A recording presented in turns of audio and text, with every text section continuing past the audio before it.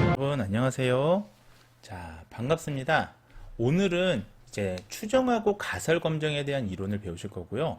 이 이론을 여러분들이 잘 이제 이해하신다면 이어서 이제 자무비라는 통계 툴은 굉장히 직관적이고 사용법이 어렵지 않기 때문에 여러분들이 자무비를 이용해서 상당히 많은 데이터들을 응용할 수가 있을 겁니다. 그래서 이 수업의 목적은 여러분들이 데이터를 잘 시각화하고 응용하는 것이 목적이거든요. 그래서 오늘 수업은 추정과 가설 검정에 대해서 말씀을 드리도록 하겠습니다. 자, 이게 제가 가린다는 의견이 있어서 제가 화면을 좀 없애도록 할게요. 자, 없애는 대신에 이제 크로마키가 이걸 없애는 기능을 하면 사라지더라고요. 자, 양해해 주시고 자, 시작하도록 하겠습니다. 자, 그래서 오늘 배우실 이제 제일 중요한 개념 중에 하나는 바로 추정하고 신뢰 구간입니다. 자, 우리가 추리 통계에서 추정은요, 결국 모집단의 모수를 추정하는 것으로 우리가 얘기할 수가 있는데요. 결국 특정 총계치를 사용하는 점 추정이라는 게 있고요. 그 다음에 모수치가 포함될 신뢰 구간, 즉 우리가 어떤 구간으로 보는 구간으로 보는 구간 추정이 있겠습니다. 자, 점 추정이냐 구간 추정이냐가 우리가 구분하는 핵심입니다. 근데 실제로 어느 한 표본 집단에서 나온 어떤 특정 총계치가 정확하게 모수랑 일치하는, 즉 소위 이제 점 추정은 불가능하다고 보시는 게 맞아요.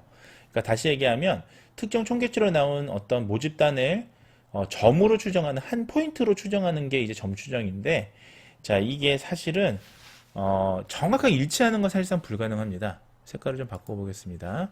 그래서 점 추정은 정확하게 추정하는 목표는 좀 어렵기 때문에 우리가 일반적으로 모수치가 포함된 구간을 함께 제시하는 게 좀 더 일반적입니다. 즉 소위 이제 구간 추정까지 같이 제시한다라는 거죠. 다시 이것을 말씀드리자면, 구간 추정은 표집을 무한히 반복할 때 각 표본 집단으로부터 나온 통계치들의 표준 오차, 소위 이제 우리가 표집 분포의 표준 편차, 이것을 고려해서 모수치가 포함될 구간을 확률적으로 우리가 추정하는 그런 방법이라고 보시면 되겠습니다. 자, 그래서 구간 추정을 좀 먼저 말씀을 드리자면요. 구간 추정은 여기 보시면 인터벌이라는 표현이 우리가 구간이라는 뜻이에요. 그리고 이스티메이션은 추정한다는 뜻인데, 즉 추론한다는 뜻인데요. 결과적으로는 이 모수가 포함된 신뢰 구간이 어느 정도냐를 말씀을 드리는 거라고 볼 수가 있겠습니다. 결국은 이거는 그 표집을 무한히 반복할 때 각 표본 집단으로부터 나온 통계치들의 표준 오차를 고려하는 것인데요. 자, 구간 추정에서 구간 추정치를 제시한다는 건 다시 말하면 한마디로 줄이자면 신뢰 구간을 제시한다라고 보시면 되겠습니다. 그래서 신뢰 구간이라는 것은 이론적인 확률 분포인 표집 분포의 원리에서 모수가 포함될 것으로 확신하는 확률 구간입니다. 자, 예를 들면 제가 암 환자의 흡연을 하면 흡연자의 암 위험률이, 암 환자가 아니라 암 위험률이, 이것도 빨간색으로 쓰니까 잘 안 보이네요. 자, 암 위험률이 예를 들면 38이다. 38배 더 높다. 38% 더 높다라고 얘기한다면, 딱 이게 제가 지금 모수 검정을 한 게 아니라 통계 검정을 한 거라서 이게 모든 흡연자한테 대입했을 때 38%딱 정확하게 일치하는 건 불가능하다고 보는 게 더 맞아요. 대략적으로 38%다라고 얘기해 주면서 이 38%는 우리가 95% 신뢰 구간 35%에서 42% 사이에 위치한다, 이렇게 같이 표현해 주는 거예요. 자, 이걸 조금 어려운 말로 얘기하자면 흡연자의 암 위험률은 어주 레이셔, 교차비가 0.38인데 0.38 더 높은 1.38인데 1.38은 95% 신뢰 구간은 1.35부터 1.42다. 이렇게 표현해 주는 경우가 많다라는 거예요. 자, 다시 얘기하면 우리가 신뢰 구간 내에 있을 확률을 얘기하는 걸 우리가 구간 추정이라고 합니다. 자, 일반적으로 우리가 95% 신뢰 구간이랑 99% 신뢰 수준을 제시하는데, 아마 이건 여러분들 그 선거, 대선이나 이런 거, 조사하는 거 있죠? 정당 조사 이런 거 할 때 아마 뉴스에서 많이 보셨을 텐데, 신뢰 구간이 95%라는 거는 모수가 신뢰 구간에 있을 확률이 95%라는 거예요. 결국 오차가 예, 이 구간 위에 있을 확률이니까 오차죠. 이것은 오차가 5%다 정도인 거예요. 그러니까 즉 이 구간이 오차는 5%밖에 안 된다. 대체로 95%는 100번 중에 95번 하면 암 환자가 위험률은 이 구간 안에 들어올 것이다 라고 얘기하는 게 구간 추정이다라고 보시면 되겠습니다. 자, 그래서 표준 정규 분포, Z분포에서 실내 수정과 실내 구간은 지금 다음과 같은 요 분포로 참고하시면 되겠고요. 자, 요거 지금 표준 오차예요. 요 값은 각각 표준 오차의 범위인데요. 요것은 여러분들이 좀 궁금하신 분들은 이 표준 정규 분포에 대해서 찾아보시면 이런 자세한 내용들이 나오니까 그걸 참고하시면 되겠습니다. 자, 지금부터는 보다 더 중요한 가설 검정과 유의 수준에 대해서 말씀을 드리도록 하겠습니다. 자, 여러분들 가설이라는 게 뭘까요? 자, 우리는 이 가설이라는 거는 하나의 이것도 색깔 좀 바꿔볼게요. 명제라고 보시면 됩니다. 자, 명제라는 것은 우리가 스몰 데이터, 즉 이른바 통계 기반 데이터에서는 자, 이런 형태로 진행되는 게 상당히 많은데요. 명제라고 하는 가설을 먼저 세우고요. 자, 이걸 통해서 이게 맞는지를 검증하는 방법으로 많이 해요. 자, 왜냐하면 바로 소위 이제 설명력 또는 해석력이라고 하는데 우리가 어떤 현상에 대해서 설명하거나 해석하려면 거기에 대한 가설이 맞는지 안 맞는지를 검증하면 가장 심플하게 해결이 됩니다. 자, 가설이라는 거는 결국은 이런 거죠. 자, A는 B와 같을 거다. A는 B와 상관이 있을 거다. 뭐 이런 거죠. A는 B에 영향을 미치지 않을 거다. 자, 예를 들면 이 백신을 맞으면 어떤 바이러스에 예방이 될 것이다. 이런 거는 우리가 하나의 가설이라고 볼 수가 있는 겁니다. 자, 결국은 추리 통계라는 것은 우리가 데이터를 활용해서 가설을 하나의 검증하는 활동이에요. 자, 이거 중요한 말이네요. 추리 통계라는 건 데이터를 활용해서 하나의 가설을 검증하는 분석 활동을 얘기합니다. 그러니까 여러분들이 결국 데이터 사이언스가 따로 있고 뭐 통계학이 따로 있는 게 아니에요. 결국은 스몰 데이터로 가면 우리가 충분히 가설을 검증할 수 있는 그런 이 선택지가 적기 때문에 가능한 거고요. 이제 머신러닝으로 가면 측정되는 변수가 너무 많기 때문에 사실은 가설을 일일이 세우기가 어렵고 또 우리가 가설을 세운다는 건 우리가 현상에 대해서 어느 정도 안다는 거잖아요. 근데 우리가 미지의 세계를 할 때에는 머신러닝을 통해서 이제 어떤 가정 없이 하는 건데 우리가 가정을 하는 게 참 중요한 게 저는 그렇게 생각합니다. 이게 통계적인 이 마인드가 굉장히 중요한 이유 중에 하나가 최근에 대부분의 현상에서는 우리가 설명력이나 해석력을 요구한다는 거예요. 그러니까 이게 왜 이런 게 도출이 됐는지 이 Y라는 것을 우리가 이해하려면 왜 그러냐를 이해하려면 우리가 결국은 스몰 데이터 식으로 해석하는 방법을 도입할 수밖에 없는 겁니다. 자, 그래서 통계적 가설은 우리가 일반적으로 기술된 가설을 모집단의 분포나 모수에 가는 것으로 기술한 거고요. 자, 좀 어려운 내용보다 조금 핵심적인 내용만 말씀드리면 통계적 가설은 영가설이 있고 대립가설이 있습니다. 아주 간단하게 생각하시면 됩니다. 자, 영가설은 우리가 가설이라는 거를 H라고 표현하거든요. 자, 영가설이라고 표현하고요. 대립가설을 H1이라고 표현합니다.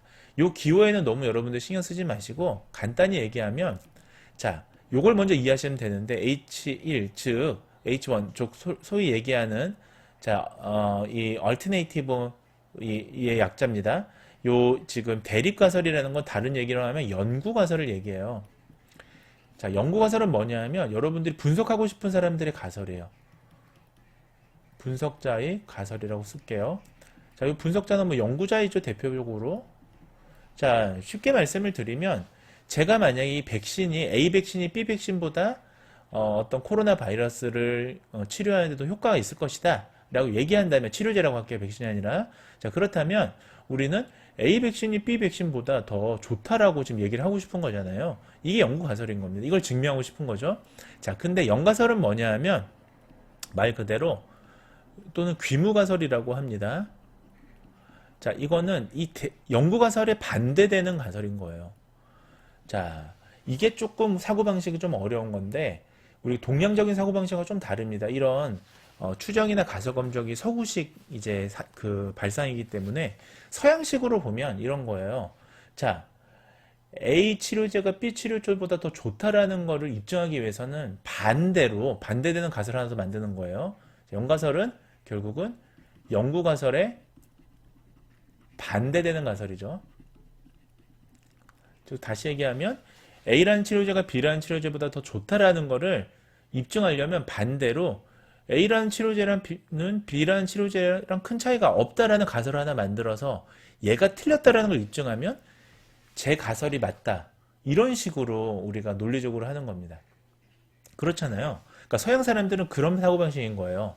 우리가 지위고하를 막론하고 어떤 가설을 입증하려면 반대되는 가설을 하나 만들어서 걔가 틀렸다라는 걸 입증하면 내가 맞는 거다라고 생각을 하는 겁니다. 자, 그래서 우리가 이거 상호 사실 배타적인 거잖아요. 그래서 영가설이 있고 영구가설이 있다. 결국 가설 검정, 추정이란 건 뭡니까? 이 영구가설을 채택하고 싶게 하기 위해서 영가설, 반대되는 영가설을 기각하는 거예요.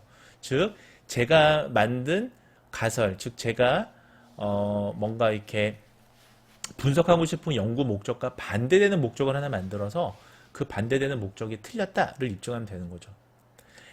예를 들면 제가 잘생겼다라는 제가 가설이라면 이 가설에 반대되는 제가 못생겼다를 기각하면 되는 거예요. 즉 저는 못생기지 않았으니까 나는 잘생겼다가 되는 거예요. 자, 이런 식이다라고 생각하시면 되겠습니다. 자, 결국은 우리가 일반적인 추리 통계에서는 영가설을 수립하고요. 이를 채택하거나 기각, 그러니까 얘만 채택하고, 얘를 채택한다는 건 제가 틀렸다는 거고, 얘가 기각된다는 건 영구가설이 맞다라는 거니까, 이 영가설을 채택하냐 기각하냐가 중요한 여부가 되는 것입니다. 그래서 일반적으로 가설 검정은요, 유의 수준을 미리 정해놓고 합니다. 자, 그리고 이게 맞냐 틀리냐를 얘기하는 거예요. 이 영가설이 맞느냐, 영가설이 틀리냐를 얘기하는데 이때 유의 수준을 제일 많이 쓰는 게 0.05고요. 0.01도 쓰기도 하고 때로는 아주 0.1 정도로 좀 넓게 보기도 하는데 제일 많이 쓰는 게 0.05다라고 생각하시면 되겠어요. 그래서 여러분들이 그 추정 가설 검정을 할 때 0.05보다 유의 수준이 작기 때문에 영가설이 기각돼서 영구가설이 채택됐다라는 표현을 많이 쓰거든요. 자, 이때 0.05라는 건 저번에 영상에서 말씀드렸던 것처럼 자, 100번 실험하면 오차가 5번밖에 안 나라는 의미죠. 다시 얘기하면 100번 이 연구를 실험을 해도 95번은 동일한 결과가 나올 거야 라는 거예요. 즉 치료제로 친다면 아까 A, B 치료제가 있는데 A 치료제가 B 치료제보다 코로나를 치료하는 효과가 있다라는 이 실험이 맞다면 이것은 100번 중에 95번 돌려봐도 100번 돌려봐도 95번은 똑같은 결과가 나올 것이야 라고 얘기하는 겁니다. 자, 이게 바로 가설 검정과 추론 과정이다 라고 이해하시면 되겠습니다. 자, 그래서 여러분들이 지금 별거 아닌 것 같아도요, 이러한 가설 검정에 대한 기본 과정하고 개념들이 결과적으로는 여러분들이 이게 굉장히 중요한 개념이고 이게 필수적으로 이해할 필요가 있는 것들이라고 생각하시면 되겠습니다. 자, 여러분들이 결국은 스몰 데이터를 분석한다. 나중에 이제 취업해서 취업 역량으로, 직무 역량으로 스몰 데이터를 분석한 역량 기술을 필요하다라는 그런 분야라면 이러한 가설 검정들이 계속 들어가는 거예요. 대표적으로 뭐 제약회사라든지 뭐 의료회사라든지 이런 것들은 대부분 이런 스몰 데이터를 많이 이용하거든요. 그러니까 여러분들이 이런 영가설과 대립가설을 계속 세워서 이 추정을 검증하는 이런 연습들을 꾸준하게 하셔야 되는 겁니다. 자, 우리가 가설 검증과 유의 수준에 대해서 말씀드리자면 아까 말씀을 드렸다시피 자, 유의 수준은 사실은 추론의 오류 확률이라고 생각하시면 여러분들이 상당히 쉽게 이해할 수가 있습니다. 자, 우리가 significant level이라는 거는 추론을 하는 데 있어서의 오류 확률이에요. 즉 0.05라는 건 오류 확률이 0.05, 그러니까 5%다라는 거잖아요. 그래서 유의 확률이 0.05보다 미만이다라는 건 우리가 오류 확률은 5% 미만이다라는 거예요. 자, 결국은 이걸 다시 얘기를 하자면 영가설을 채택하는 게 확률적으로 얼마나 확신할 수 있느냐. 자, 이것을 의미하는 신뢰 수준에 대응하는 개념이고요. 자, 영가설이 참임에도 불구하고 이를 기각하고 대립하는 이거를 우리가 1종 오류라고 하죠. 자, 오류에 대한 거는 뭐 1종 오류, 2종 오류 이런 거는 다른 수업 때 좀 심도 있게 들어보시면 되고요. 자, 이 수업에서는 결국 핵심만 말씀을 드리자면 결국 우리가 유의 수준이라는 거는 자, 출현의 오류 확률이고 일반적으로 뭐 사회과학, 의학, 뭐 통계학 전부 다 통틀어서 대부분의 분야에서는 0.05나 0.01로 우리가 유의 수준을 설정합니다. 0.05라는 건 오차가 5% 미만이라는 의미가 되겠고요. 자, 0.01이라는 건 1% 미만이라는 거잖아요. 자, 그렇게 우리가 이해하는 경향이 있습니다. 자, 이걸 조금 더 이제 보충으로 만든 건데요. 이건 여러분들이 좀 그냥 참고해서 보시면 될 것 같은데, 가설 검정 절차는 다음과 같습니다. 보통 이제 우리가 가설 검정을 할 때 절차, 순서가 어떤 거냐라고 얘기한다면, 자, 제일 첫 번째로 연가성과 대리값서를 설정합니다. 자, 예를 들면 제가 흡연을 많이 할수록 암의 발병률이 높다. 발병이죠. 네, 발병이죠. 높다라고 우리가 가정한다면, 자, 이것을 우리가 연구가설이고요. 연가설은, 자, 흡연과 암은 관계가 없다. 즉, 흡연을 많이 하더라도 암은 많이 발병하지 않는다가 이제 연가설이니까 그냥 관계가 없다라고 쓸게요. 여기서는. 자, 그러면 이렇게 지금 우리가 연가설하고 대립가설을 설정하고요. 유의수준 설정해야겠죠. 자, 대표적으로 유의수준 0.05를 쓰니까 0.05를 하겠습니다. 자, 그 다음에 가설 검정을 위해서 검정 통계량을 진술해야 돼요. 이제. 자, 그래서 이 검정 통계량은 이제 앞으로 이제 배우실 것들인데요. 자, 예를 들면 T 검정, 애노바, 리피티드 매스 애노바 이런 것들 앞으로 스몰 데이터 분석에서 쓰는 그런 방법론들을 여기 기술하면 되고요. 자, 그 다음에 연가설이 참이라는 가정하에서 우리가 검정 통계량의 임의 표지 분포, 이 분포가 뭐냐, 어느 분포에서 이렇게 나왔느냐를 써주면 됩니다. T값, Z값, F값 이런 것들을 분포로 이렇게 쓰더라고요. 근데 여기까지는 이제 우리가 레포트에서는 잘 쓰지는 않아요. 그러니까 또는 우리가 리서치에서도 필요한 분야가 있고 다 또 이것까지 세세하게 안 쓰는 분야도 물론 있습니다. 자, 그 다음에 연가설의 기각 영역을 확인하고요. 연가설의 기각 영역이 결국은 그 어디부터가 이제 기각되느냐 이걸 확인하면 이제 기각할지 안 할지를 결정하게 되겠죠. 자, 그 다음에 표본의 통계치로 검정 통계치를 산출하게 됩니다. 그러면 이제 검정값이 나와요. Z값, T값, F값이 자, 이 기각 영역에 들어가는지를 확인하면 되는 겁니다. 이제 그 통계치라는 게 이제 예를 들면 흡연을 많이 할수록 암이 발병한다. 그래서 흡연한 사람과 흡연하지 않는 사람의 발병을 비교하면 우리가 T값 이런 게 나오거든요. 그럼 T값이 4.5라고 나왔는데 제가 돌린 이 그 표본 실험에서는요. 이 4.5가 기각 영역 안에 있느냐 없느냐를 우리가 파악하면 되겠죠. 그리고 기각 영역 내에 있으면 연가설이 기각 영역 내에 있으면 연가설이 기각되는 거니까 연구가설이 흡연을 많이 할수록 암이 발병률이 높다가 채택이 되는 거예요. 그래서 결국 흡연을 많이 한 사람에서 암 발병률이 높다라는 걸 우리가 검증하게 되는 겁니다. 자, 이와 같이 가설 검정 절차는 이루어져 있습니다. 그럼 우리가 시나리오 상으로 한번 보죠. 예를 들면 앞서 우리가 얘기했었던 시나리오로 파악을 한다고 말씀을 드렸는데, 자, 기업의 채용 담당자가 지원자들이 제출한 토익 성적을 활용해서요, 영어 실력을 비교하고자 했습니다. 자, 근데 토익 성적이라는 게 지필, 그러니까 옛날에는 PBT라고 해서 지필이 있고 지금은 다 CBT로 바뀌었죠. 컴퓨터 기반 테스트 두 형태로 제시가 됐습니다. 자, 그래서 지원자 A는 지필 시험을 860점, 그 다음 B는 CBT, 컴퓨터 기반 점수를 110점을 각각 제출했다라고 가정해 볼게요. 자, 그러면 우리가 이게 사실 점수 체계가 달라요. 예를 들면 이 지필 시험은 990점이 만점이고요. CBT는 예를 들면 200점이 만점이다라고 가정한다면 이거는 지금 만점이 다르니까 점수 체계가 달라서 둘을 직접 비교하는 게 좀 어렵죠. 자, 근데 만약에 담당자가 각각 점수의 표준 점수와 정규 분포의 개념을 알고 있다라고 가정한다면 여러분들, 자, 그래서 이 분석을 위해서 지금 이 담당자가 토익위원회 홈페이지에서 전자지필 시험자 응시자의 평균, 자, 이때 지필 PBT는 628점이고 표준 편차가 172점인 거예요. 자, 근데 CBT는 자, 평균이 80이고 표준 편차가 21임을 확인을 했다고 가정해 봅시다. 자, 이런 시나리오에서 우리가 가장 먼저 하셔야 될 게 뭘까요? 점수가 다르죠. 점수가 다르기 때문에 우리는 표준화 함수를 이용해서 이 점수를 Z점수로 표준화를 해야 될 겁니다. 자, 그럼 우리가 시나리오상 엑셀을 통해서 한번 연습을 해보도록 하겠습니다. 자, 우리가 엑셀을 먼저 여시고요. 그 다음에 지원자의 원점수와 데이터를 각각 입력을 하셔야겠죠. 그래서 제가 한번 입력을 해보겠습니다. 이거 셀에서요. 자, 여기가 점수라고 하고요. 네, 그 다음에 예, Z 점수가 필요하겠죠. 자, 표준 점수. 왜냐하면 지금 점수가 다 다르니까. 자, 그래서 지원자 A라고 하겠습니다. 아까 A는 지필 시험을 본 사람이에요. 지원자 A는. 그 다음에 지원자 B. 지원자 B는 컴퓨터형 시험으로 CBT로 보신 분이에요.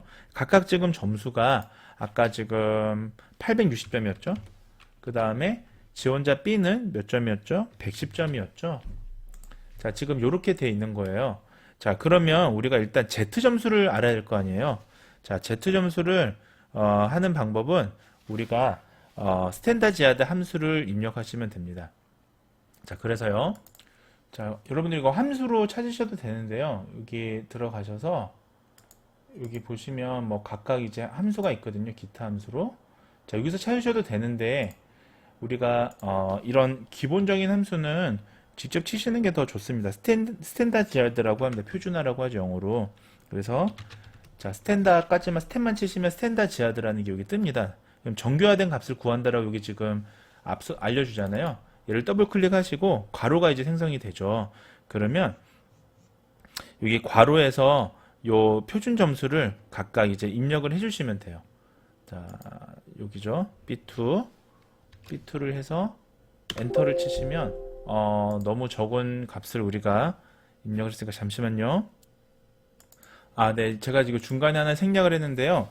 이 값은 지금 요 점수에 대한 값이고요. B2 말고 지금 여러분들 해주셔야 될 게, 자, 우리가 이것을 표준 점수를 알려면 각각의 그 정규 분포의 개념, 그러니까 우리가 평균하고 표준 편차를 알고 있어야 됩니다.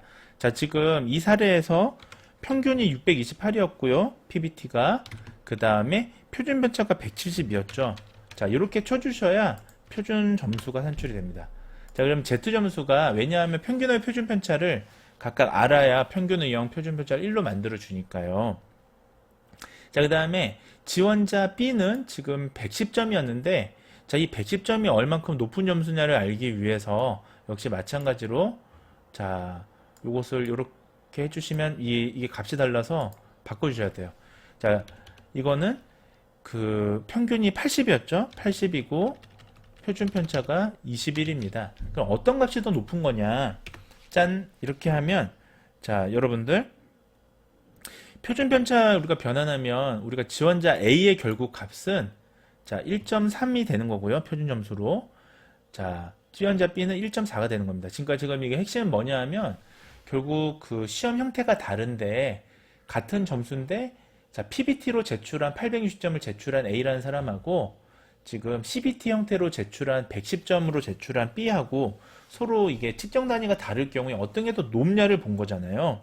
그래서 이 경우에는 표준 점수에서는 표준 점수가 이제 표준 정규 분포로 이제 대입해서 비교하는 거니까 지원자 B가 지원자 A보다 점수가 영어 실력이 더 우수하다라고 판단할 수가 있습니다.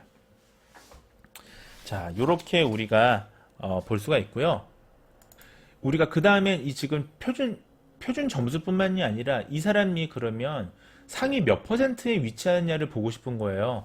이것도 역시 그 표준 누적 확률로 표준 정규 분포로 우리가 계산을 해서 지원자 A와 지원자 B가 각각 상위 몇 %에 해당되는지도 구할 수가 있습니다. 이때 쓰는 함수는 우리가 놈이라는 건데요. 자, 여기서 이거를 이제 치시면 자, 무조건 함수를 칠 땐 이 부등호를 먼저 하시고 하셔야 됩니다. 대문자로 놈이라고 예, 치시면 여기 지금 보시면 놈 우리가 저기 정교화라는 의미거든요.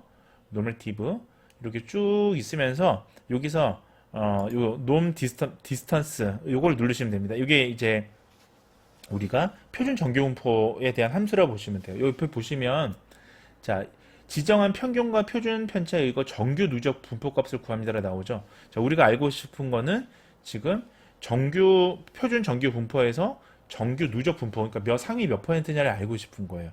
그럼 얘를 누르시면 됩니다. 자, 그러면 여기에 지금 자, 우리 값을 직접 쳐주시면 되는데 자, 일단 지금 B2를 이렇게 입력하셔도 돼요. 이렇게 누르셔도 됩니다. 그 다음에 자, 지금 이 사람의 평균이 628이었고 표준 편차가 172였죠. 자, 그 다음에 true라고 치시면 돼요. 누적 분포 함수를 보고 싶다면. 자, true를 치시면 됩니다. 그리고 닫아주시고요. 자, 마찬가지로 동일한 방법으로 긁어주시고, 얘는 지금 이 평균하고 표준 편차만 다르니까 요거만 바꿔주면 되겠죠? 아까 평균이 80이었고 얘는 표준 편차가 21이었죠? 그래서 true를 눌러주시면, 자, 이렇게 하면 어떻게 해석이 되냐면 A라는 사람은 응시자 중에서 상위 91%에 해당이 되는 거예요. 그러니까 상위 9%인 거죠. 그러니까 상위 91%고 B라는 사람은 상위 92%인 거예요. 그러니까 상위 8% 이내인 거예요. 그래서 미묘한 차이로 지금 지원자 B가 마찬가지로 그 상위 백분율이 더 높다라고 볼 수가 있는 겁니다. 자, 이렇게 엑셀로 구할 수 있다라는 걸 우리가 말씀을 드렸습니다. 자, 오늘 여기까지 하고 다음 시간에 보도록 할게요.